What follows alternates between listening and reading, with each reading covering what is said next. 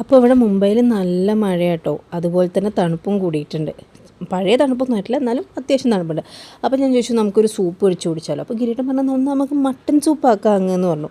അപ്പോൾ ഞാൻ പറഞ്ഞു ഓക്കെ, പക്ഷേ എനിക്ക് വലിയ ഐഡിയ ഇല്ല കേട്ടോ വെക്കാൻ. അപ്പോൾ ഗിരീട്ടൻ പറഞ്ഞു ഞാൻ സെറ്റായിക്കോളാം. അങ്ങനെ നമ്മൾ അതിന് വേണ്ട പീസസൊക്കെ സെറ്റാക്കി മട്ടൻ്റെ എല്ലും കുറച്ച് റിബ്സ് നമുക്ക് കഷ്ണം കിട്ടാൻ വേണ്ടി, പിന്നെ കുറച്ച് ഫാറ്റും കൂടി ഇട്ട് നമ്മൾ സൂപ്പ് വെക്കാൻ തീരുമാനിച്ചു.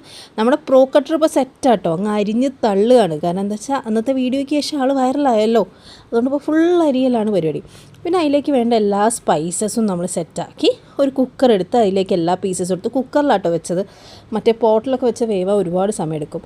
എന്നിട്ട് അതിലേക്ക് നമ്മുടെ ഇതിലെ മെയിൻ ഐറ്റമാണ് ചെറിയുള്ളി. അപ്പം ആവശ്യത്തിലധികം ചെറിയുള്ളി ഇടുക, പിന്നെ കുറച്ച് വെളുത്തുള്ളി, പിന്നെ കുറച്ച് നീളങ്ങനെ അരിഞ്ഞ ജിഞ്ചർ ഇട്ടു. അതേപോലെ തന്നെ ഇത്തിരി പേസ്റ്റല്ല ക്രഷ് ചെയ്തിട്ട് ഇട്ട് കൊടുത്തു.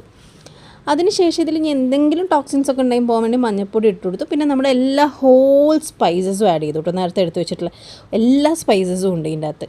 സത്യം പറഞ്ഞത് ഉണ്ടാക്കാൻ ഭയങ്കര ഈസിയാണ്. ചെറിയുള്ളി അരിയുന്ന ഒരു കാര്യം ഒഴിച്ച് കഴിഞ്ഞാൽ ഭയങ്കര എളുപ്പമാണ് ഉണ്ടാക്കാൻ.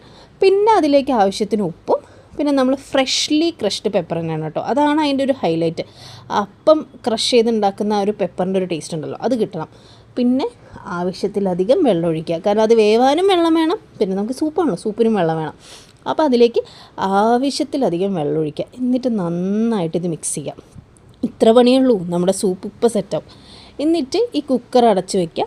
വീഡിയോ എടുക്കുന്നതുകൊണ്ടാണോ എന്ന് എനിക്കറിയില്ല, എൻ്റെ കുക്കറിന് അടയാൻ ഭയങ്കര മടിയായിരുന്നു. അങ്ങനെ ആ കുക്കർ അങ്ങ് അടിച്ച് അതിലെ വിസിലങ്ങ് കയറ്റി വെച്ച് ഒരു 10 to 11 വിസിൽ അടിച്ചു കേട്ടോ. അപ്പോഴാണ് ആ മട്ടനൊക്കെ ഇങ്ങനെ ഭയങ്കര ടെൻഡറായിട്ട് കിട്ടിയത്. എന്നിട്ട് അത് തുറന്ന് അതിൻ്റെ മണം പിടിക്കുന്ന ആൾ നിങ്ങൾക്ക് മനസ്സിലായിട്ടുണ്ടാവുമല്ലോ അല്ലേ, ഇപ്പോൾ ആരാ ഉണ്ടാക്കിയതെന്ന്. അതിൻ്റെ മണം പിടിക്കാൻ മാത്രമേ ഞാൻ ആളെ കണ്ടിട്ടുള്ളൂ, പിന്നെ അരിയാനും. പിന്നെ അതേ ഇതിലേക്ക് വേണ്ട കുറച്ച് നെയ്യിൽ കുറച്ച് ചെറിയുള്ളി കറിവേപ്പിലയും ഇട്ട് തളിക്കുക.